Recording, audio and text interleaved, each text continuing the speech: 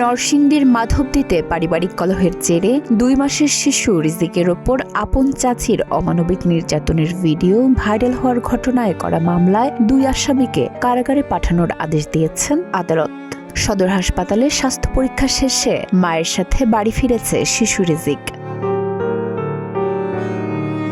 বুধবার বিকেলে senior judicial magistrate মেহেদী হাসান এই গ্রেপ্তার আসামিদের কারাগারে পাঠানোর আদেশ দেন। গ্রেপ্তার আসামিরা হলেন শিশুটির চাচা কাউসার আহমেদ এবং অভিযুক্ত লতার বাবা আলমাস মিয়া। তবে প্রধান আসামি শিশুটির চাচি লতা বেগম এখনও পলাতক। ছোট্ট শিশুর ওপর এমন অমানবিক নির্যাতনের ভিডিও ভাইরাল হওয়ার পর বিষয়টি নিয়ে দেশব্যাপী ব্যাপক আলোচনা হয়েছে। এলাকাবাসী বলছে এমন নির্যাতন কাম্য নয়। 2 ভাই এক সমানে বড় হয়েছে, এক সমানে লেখাপড়া করছে, এক ব্যবসা করে, একখানে খায়, তো মেয়েদের মধ্যে কোনো প্রোগ্রাম হচ্ছে। কিন্তু বাচ্চা হওয়ার পরে তো অসুস্থ, দীর্ঘদিন হাসপাতালে ছিল এবং বাচ্চা আসছে এবং ভালো আছে, এখন মোটামুটি ভালো আছে।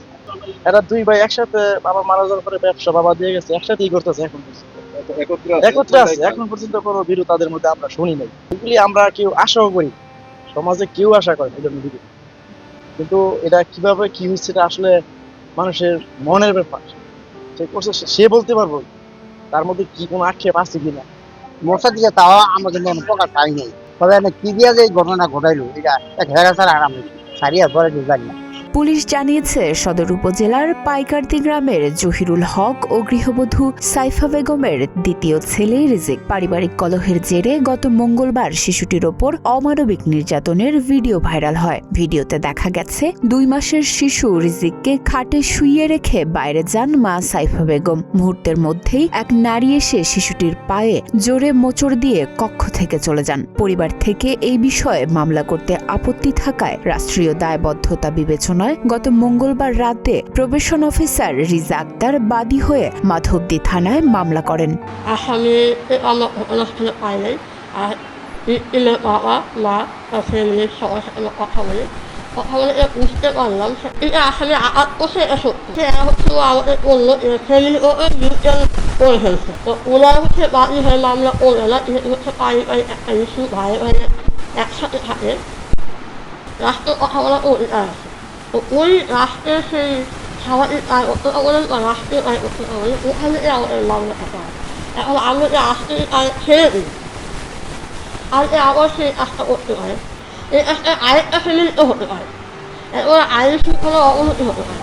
বুধবার দুপুরে শিশুটির স্বাস্থ্য পরীক্ষার জন্য নরসিংদী সদর হাসপাতালে পাঠানো হয়। পরীক্ষায় শিশুটির পায়ে কোনো ক্ষত পাওয়া যায়নি বলে জানান আবাসিক medical officer doctor Farida Gulshanara Kabir. Police বলছে ঘটনার পর থেকেই পুলিশ বিষয়টি নিয়ে কাজ করছে। অপরাধে জড়িতদের আইনের আওতায় আনা না হলে ভবিষ্যতে এমন অপরাধ বাড়ার আশঙ্কা সৃষ্টি হবে। রিজিক 3 মাসের বাচ্চাটি আমাদের কাছে এসেছেন। আমরা তাকে শারীরিকভাবে পরীক্ষা করেছি এবং পায়ের এক্সরে দিয়েছি। গতকালের যে ঘটনা ঘটেছে সেই ঘটনার সাথে ইমিডিয়েট ইনজুরি আছে এরকম কিছু পাই নাই, ভালো আছে। কিন্তু তার জন্মগত সমস্যাগুলোর চিকিৎসা যা লাগবে সেগুলো আমরা সময় মতো করবো। এই মুহূর্তে ওই রিলেটেড ঘটনার সাথে এমন কোনো ইনজুরি আমরা পাইনি।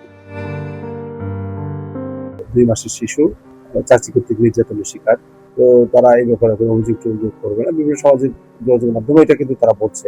District probation officer Liza Akter উনি বাদী হয়ে সার্বিক বিষয়ে একটা অভিযোগ করে। এরা যে মোবাইলে যে কন্টেন্টটা ধারণ করছিল এটাকে ডিলিট করে দিচ্ছে, একটা ধামাচাপা দেওয়ার চেষ্টা, তথ্য গোপন করার চেষ্টা করছে।